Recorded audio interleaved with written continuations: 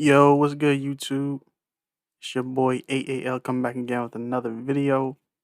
Today is going to be a short one. We're going to be talking about preview Game 5 Warriors versus Celtics. Now, fellas, it's been a close one. Tied up 2-2. Games have either been lopsided or pretty close. I'd say it's been a pretty good final series. I mean, I kind of wanted the Bucks to be in the finals, but that's here and there. Who cares about that? Right now, we got to talk about Game 5. Now, here's the thing, right? If you guys saw Game 4 of the finals, it was absolutely insane because of one man. And that man was Stephen Curry. This dude went off for 43 points. I mean, if he doesn't do that, the Warriors lose that game, right? Now, here's the thing. We got to talk about what happened in the game, right? So, pretty even as far as stats go. I mean, 44% from the field or 40% with the Celtics. They both made the same amount of threes. Free throws are pretty even. Rebounding was lopsided. Look, Andrew Wiggins, he was going off. Crazy. 16 offensive rebounds, 39 defensive rebounds for the Warriors. Assists look the same. Steals look the same. Blocks are the same. Turnovers the same. Pretty much everything's the same except for rebounding. What does that tell you? This series is going to come down to the stars, right? Steph Curry, Klay Thompson, Draymond Green, Jason Tatum, and Jaylen Brown, and Marcus Smart. It's going to come down to the stars, right? So, speaking of stars, we'll talk about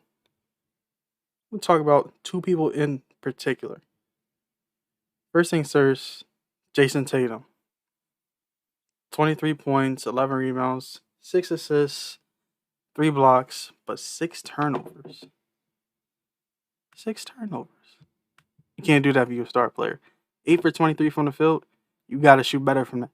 If he shoots, let's say, 12 for 23, or even 11 for 23, 10 for 23, they might have a chance of winning this game.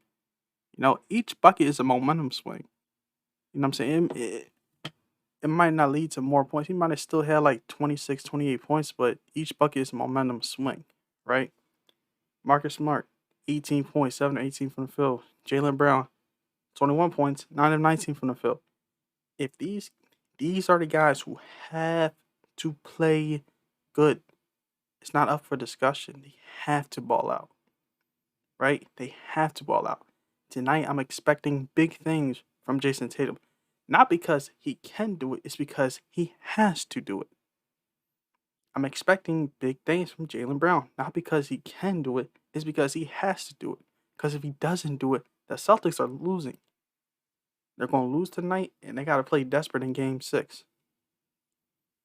All right? Robert Williams is tricky. He's been kind of injured. He's still contributing. He had 12 rebounds Game 4. I don't really expect much from him. Al Horford still doing his thing. Grant Williams still doing his. Like I said, all the rest of the guys are just role players. They're good role players. The guys who have to step up are Tatum, Brown, and Smart. If those 3 guys do not step up, it's over. Unless Grant Williams decides he wants to hit, 10 threes again? Like he did in Game 7 against the Bucks? Unless he wants to decide to do that again, hey, Celtics not losing to anybody. But that's likely not going to happen against the Warriors, right? So, moving on. On the Warriors side, the thing is, shut up, Stephen A. We don't want to hear you. I don't hear you, Stephen A. So, on the Warriors side, Draymond Green. Now, if you guys saw the game, you saw that Steve Kerr took Draymond Green out of the game late in the 4th quarter. Some reports saying he didn't like that. He came out on a podcast or whatever, talked about it, and everything like that. Here's the thing. When you put up numbers like 2 points, 9 rebounds, 8 assists, that's pretty. 1 for 7 from the field, though. It's almost like In previous games, he's starting to become a liability, not because, you know, he's Draymond Green. It's just simply because of the fact the Celtics are a big team. And he's like 6'10" at best. You can't be your center. You can't have him at your center. You need bigs. And that's what they did. They switched it up. Had Kevon Looney in the game at center and then Draymond Green at power forward. Right? But if the Warriors really want to pull away with this series, Draymond Green has to do more than just 2 points. You cannot just put up 2 points. I know he does the other little things, but look, the Warriors don't have many options when it comes to scoring. Especially when you talk about our next guy that we got to speak about, Klay Thompson. Look, he just came back from a 2-year absence of not playing. So he's not going to play the best. But he's still doing his thing out there. 18 points, 7 to 17, made 4 threes, whatever. I'm telling you right now, Klay Thompson, he's due for an explosion. It can either happen tonight or game 6. But I'm telling you, with whichever game it happens in, the Warriors are winning. He's due for an explosion. Explosive type game. I'm talking like 8 threes, that type of game. And what does happen, nobody's beating the Warriors.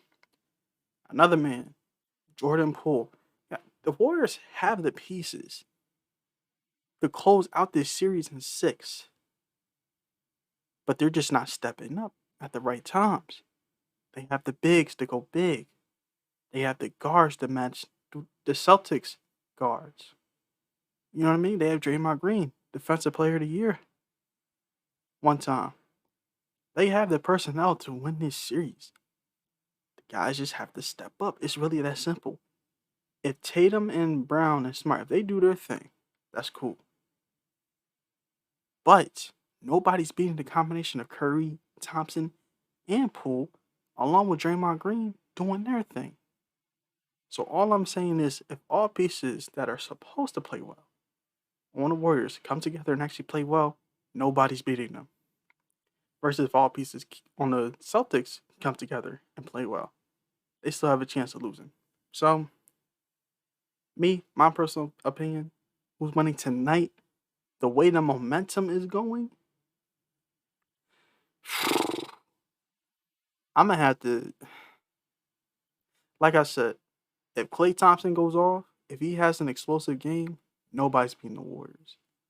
But I cannot see this team winning if it's just Stephen Curry doing all the damage. It's going to take at least 2 people off the Warriors scoring 25 plus for them to win. It's either going to be Klay or Jordan Poole. Because you already know Steph Curry, he's going to show up. And Draymond Green has to do his thing. If those things don't happen, forget about it. On the Celtics side, I'm expecting big things from Jason Tatum and Jaylen Brown. Not because they can, it's because they have to.